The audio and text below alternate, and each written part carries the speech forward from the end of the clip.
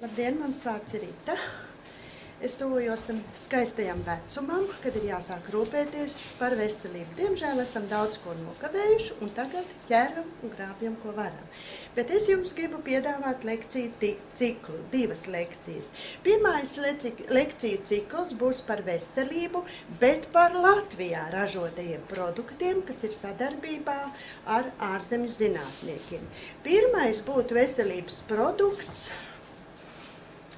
kas nesatur, kā teikt, man grūti par to stāstīt, tāpēc es vēlos piesaistīt cilvēku, kas ir zinošs šai jomā. Tās ir vielas, kas it kā mums kaut kādi brīvie radikāļi krājās, lai mēs tiktu vaļā no tiem, tiešām man par to grūti teikt tā.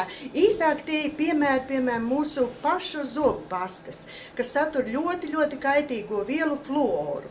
Šī zobu pasta tāpat ir ļoti maz nepieciešama un nesatur kaitīgo vielu. Kas arī pirmklasīgi cilvēki, kas to ir izbaudījuši, jaunas meitenes, mirdzoši balti zobi. Otrs produkts ir, piemēram, mēs bērnam iedodam kāpēciņas naudiņu, lai viņš nopērk vislētāko saldējumu, bet viņš nopērk 3, bet nenopērk to labāko, to rūjienas saldējumu preci. Tā arī visi produkti satur cilvēkam veselīgās vielas.